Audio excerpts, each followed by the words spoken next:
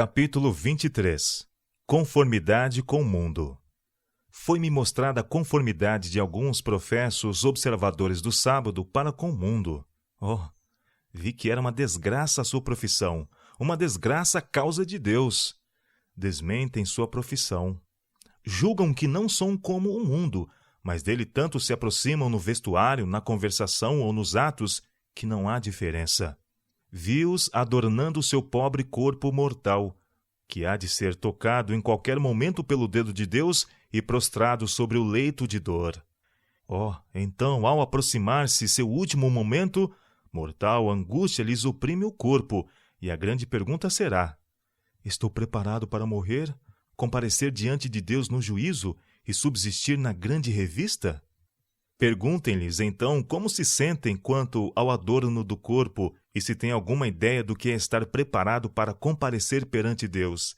Eles dirão que, se somente pudessem voltar a viver de novo o passado, corrigiriam a vida, evitariam as loucuras do mundo, sua vaidade e orgulho, e adornariam o corpo com roupas modestas, dando assim um exemplo aos que os rodeiam.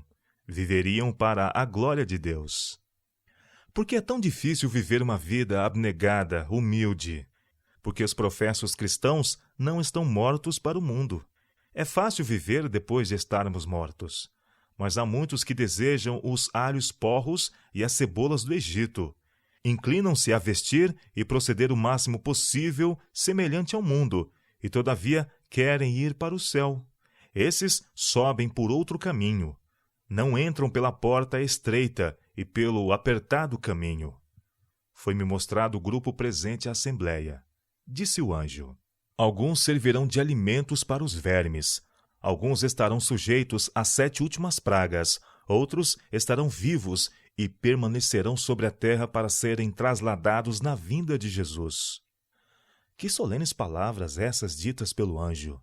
Perguntei-lhe por que tão poucos estavam interessados em seu bem-estar eterno e em se prepararem para a morte. Disse ele: a terra os atrai. Seus tesouros lhes parecem valiosos. Eles encontram nessas coisas motivação suficiente para lhes ocupar a mente e o tempo que devia ser dedicado ao preparo para o céu. Satanás está sempre pronto a imergi-los mais e mais profundamente nas dificuldades. Tão logo uma perplexidade lhes desocupem a mente, o inimigo incute-lhes o profano desejo por mais coisas terrenas, e assim o tempo passa. E quando é muito tarde, eles veem que nada conseguiram de proveitoso. Agarram-se às sombras e perderam a vida eterna. Esses não têm desculpas. Muitos se vestem em conformidade com o mundo, a fim de terem influência.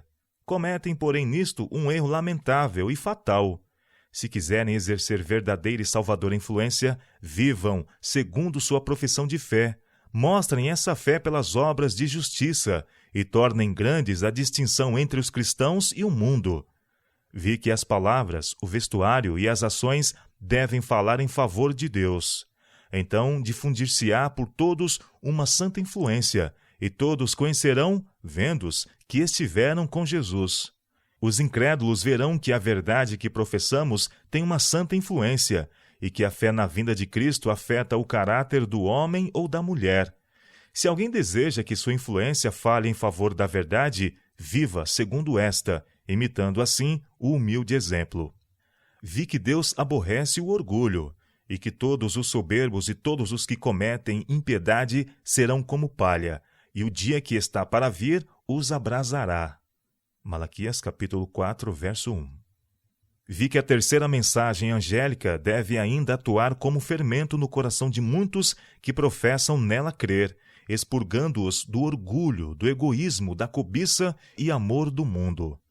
Jesus está para vir. Encontrará ele um povo em harmonia com o mundo?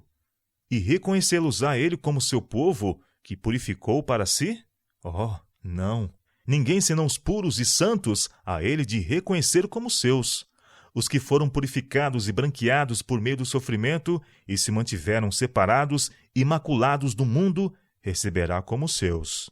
Ao ver eu o terrível fato de se achar o povo de Deus em conformidade com o mundo, não havendo distinção, exceto no nome entre muitos dos professos discípulos do manso e humilde Jesus, e os incrédulos, profunda foi a angústia de meu coração. Vi que Jesus era ferido e exposto a uma franca vergonha. Disse o anjo, ao ver com tristeza o professo povo de Deus amando o mundo, participando de seu espírito e seguindo-lhe as modas. Desliguem-se, desliguem-se, para que ele não lhes dê sua parte com os incrédulos e os hipócritas do lado de fora da cidade. Sua profissão de fé só lhes causará maior angústia e será maior o seu castigo, porque vocês souberam sua vontade e não a fizeram. Os que professam crer na terceira mensagem angélica ofendem muitas vezes a causa de Deus pela leviandade, os gracejos, a frivolidade. Vi que esse mal se estendia por todas as nossas fileiras. Vi que devia haver humilhação diante do Senhor. O Israel de Deus devia rasgar o coração e não as vestes. A simplicidade infantil é raramente vista. Pensa-se mais na aprovação dos homens do que no desagrado de Deus. Disse o anjo: ponham em ordem o coração, para que Deus não os visite em juízo e seja cortado o frágil fio da vida, e venham a jazer na sepultura desamparados, despreparados para o juízo. Ou, se não fizerem no túmulo o seu leito, a menos que façam paz com Deus e se desliguem do mundo, seu coração se tornará mais e mais endurecido, e descansarão num falso esteio, numa suposta preparação, e virão a descobrir seu engano demasiado tarde para conseguir uma bem fundada esperança. Vi que alguns professos guardadores do sábado despendem horas as quais são mais que desperdiçadas apreciando esta ou aquela moda e adornando seu pobre corpo mortal. Enquanto vocês se assemelham ao mundo e procuram embelezar-se ao máximo, lembrem-se de que o mesmo corpo pode, em poucos dias, tornar-se alimento para os vermes. E quando vocês o adoram segundo o seu gosto, para agradar aos olhos, estão morrendo espiritualmente. Deus odeia o orgulho ímpio e fútil, e olha para vocês como a sepulcros caiados, cheios de corrupção e impurezas. Mães dão exemplo de orgulho a seus filhos, e assim fazendo, lançam semente que crescerá e dará fruto. A colheita será abundante e certa. Aquilo que se semeia será colhido. Não haverá falhas nessa ceifa. Pais, vi que para vocês é mais fácil dar aos filhos uma lição de orgulho do que de humildade. Satanás e seus anjos postam-se ao seu lado para tornar eficazes um ato ou uma palavra que proferirem, encorajando os filhos a se vestirem e, em seu orgulho, se misturarem com uma sociedade não santificada. Ó pais, vocês plantam em seu íntimo um espinho que lhes produzirá angústia. Quando tentarem desfazer a triste lição que ensinaram aos filhos, descobrirão o mal que produziram. É impossível vocês fazerem isso. Vocês podem negar aos filhos as coisas que lhe agradem o orgulho. Contudo, ele ainda vive no coração, ansiando por ser satisfeito. Nada pode consumir esse orgulho, senão o Espírito de Deus. Quando ele lhes penetrar o coração, agirá como fermento e extirpará dali o mal. Vi que os jovens e adultos negligenciam a Bíblia. Não fazem desse livro seu estudo e regra de vida como devem. Os jovens são especialmente culpados dessa negligência. A maioria deles está preparada e dispõe de todo o tempo para ler qualquer outro livro. Mas a palavra de Deus, que aponta para a vida eterna, não é esquadrinhada e estudada diariamente. Esse importante e precioso livro, se mal estudado, o julgará no último dia. Histórias ociosas têm sido lidas atentamente, enquanto a Bíblia é desprezada. Virá o dia, um dia de nuvens e densas trevas, quando todos quererão estar totalmente supridos das claras e simples verdades da palavra de Deus, para poderem mansa e decididamente dar a razão de sua esperança. Vi que a razão dessa esperança devia fortalecer o caráter para o feroz conflito. Sem isso, acham-se carentes e não podem possuir firmeza e decisão. Os pais deveriam queimar os contos ociosos diários e as novelas, tão logo cheguem às suas casas. Isso seria uma bênção para os filhos. Estimular a leitura desses livros é como praticar feitiçaria. Eles confundem e envenenam a mente. Pais, vi que a menos que despertem para os interesses eternos de seus filhos, eles certamente se perderão por sua negligência. E a possibilidade de pais infiéis serem salvos é muito pequena. Os pais devem ser exemplos e exercer santa influência em sua família. Deveriam trajar vestes que primem pela modéstia, diferente das do mundo que os cerca.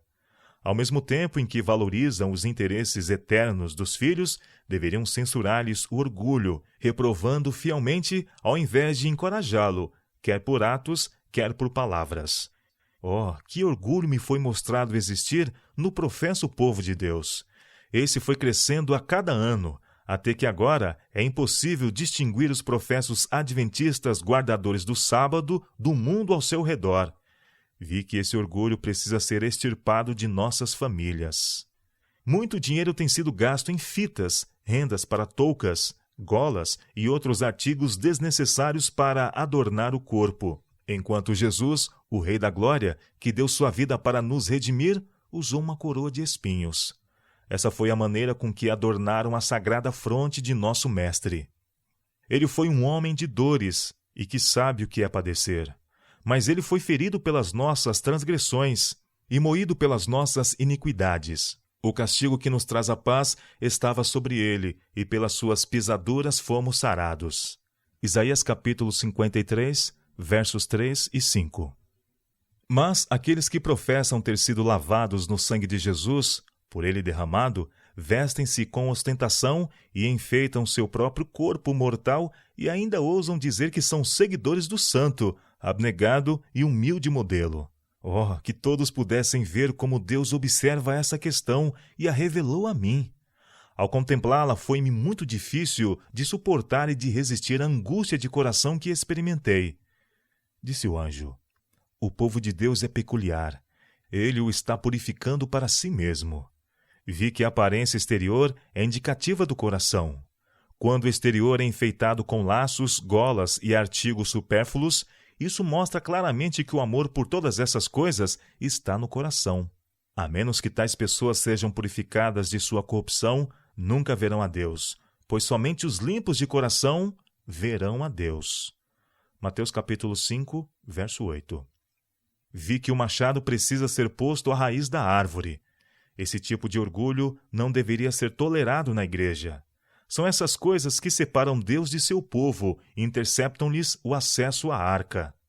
Israel tem estado inconsciente ao orgulho, à moda e à conformidade com o mundo que existe em meio ao arraial. A cada mês, seu orgulho, egoísmo, cobiça e amor ao mundo progridem. Quando seu coração for alcançado pela verdade, haverá morte para o mundo, e os laços, rendas e golas serão postos de lado. Se estiverem mortos, a zombaria, o sarcasmo e o escárnio dos descrentes não os perturbarão.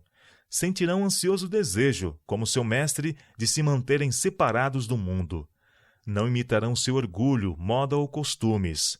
O mais nobre objetivo estará sempre diante deles: glorificar a Deus e ganhar a herança imortal. Essa perspectiva absorverá tudo quanto for de natureza terrena. Deus terá um povo separado e diferente do mundo.